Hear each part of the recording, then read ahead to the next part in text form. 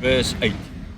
Then the Lord said to Moses and Aaron, when Pharaoh says, do you prove yourselves by working a miracle? Then you shall say to Aaron, take your staff and cast it down before Pharaoh, that it may become a serpent. Right, so God foresaw the fact that now Moses and Aaron or at least Pharaoh is not going to want to listen. He already said that before, okay, that he's not going to listen. And so he's going to ask for a sign. Right, in the days of Jesus, all of the time the Jews, Moses asked for a sign. It's nothing new asking for a sign. Pharaoh is going as well. It's like, prove yourself, right? Prove that you have the right to say this to me, that you are who you are. Like they're going to ask Jesus, right? Who gave you the authority to chase everyone out of the temple, for example? Prove yourself. Which is like the signs, right? Here as well, going to show you a sign.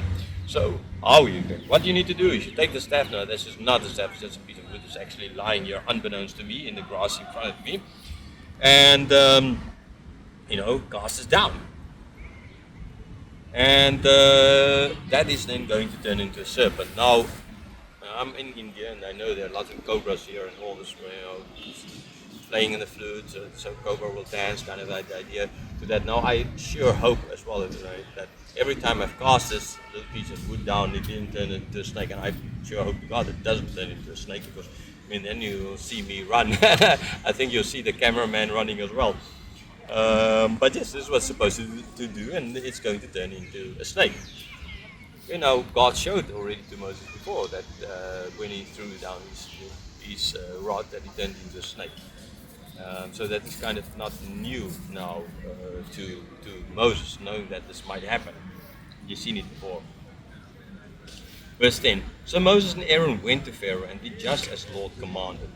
Aaron cast down his staff before Pharaoh and his servants, and he became a serpent.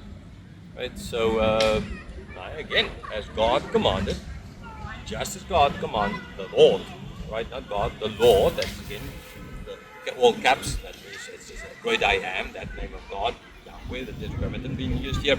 So he did, exactly. He cast the staff, Aaron, not Moses, Aaron's. He cast his staff down and he turned into a serpent.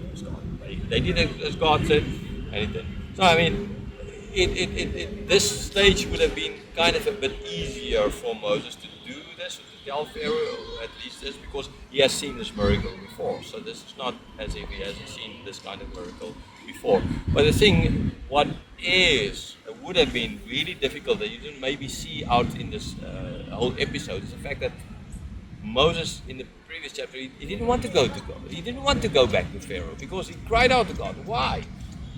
Why, God, did you even send me to now then here and do exactly as God said? Man, that must have been really a step of faith from Moses' side. He didn't want to go back. And to then go back with everyone angry with him, Pharaoh angry with him, the people's backs being broken literally. They lost all hope for all of that to happen. And then to go back to Pharaoh and say, yes, this sign, that must have taken some guts, and for sure a lot of faith. Verse 11. Then Pharaoh summoned the wise men and the sorcerers, and the magicians of Egypt, also did the same by their secret arts. Right? So Pharaoh was not, I've seen that before. Or even if he hasn't, I have my magicians, I can call up my magicians as well. This is just a magic trick that you're playing here, like letting the Statue of Liberty disappear, or walking through the Great Wall of China, or something like that, right? Levitating over the Grand Canyon or something. I've seen this before. You don't worry about this. We can do this thing. And so he got all these sorcerers, these magicians to get together, right? We know there's lots of magicians out there. There's Christians claiming to do miracles who are actually more doing magic tricks or sleight of hand things than miracles. That is. And so all of them gathered together. Pharaoh got them together, and they did the same trick, right? They did the same by their secret arts. Oh yeah, sure. And since these days, you can go watch YouTube videos and see that arts are not that secret. It's kind of people debunking their claims or showing how they actually perform this acts. But yeah, that is that. So verse 12. Each man cast down his staff, and they became serpents. But Aaron's staff swallowed up their staff. So they did as well the same thing. Okay, this sounds like idea a little bit. Yep. Did the same thing. They cast their staffs down. Their staffs turned into snakes as well, right? So I don't know which either way they were hiding it in the staff or something. And I have no idea how they did it, right? I'm pretty sure someone will know how they did it. But the difference is that their snakes now was then swallowed up by Aaron's snake, and then all of their staffs disappeared. Ultimately, their snakes disappeared into Aaron's, and he took them, and that's basically that.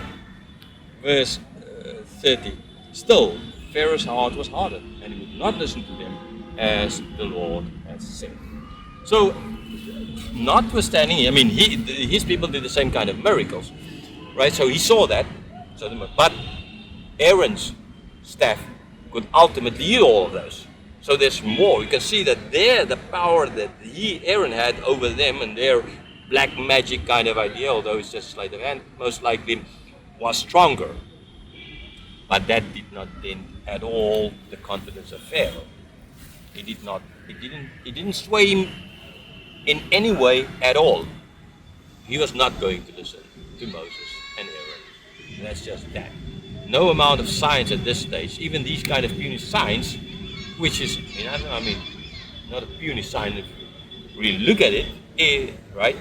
But it's not swaying his heart. He didn't pay any attention to this. And that's that. They ended up again with basically nothing. Pharaoh's not going to listen to them. He didn't believe them. He didn't just act to say. And now there's what? Another sign, the blood in water that God promised, right? That might happen. And this is going to be ultimately then the next sign. And what's going to happen there? And if that's not going to work, what then? What then? Because then it's like Moses ran out of signs that God shown to him before. There's nothing going to be left like that. We are still in the park with this Victoria monument here behind us here in Calcutta. Yeah, that is.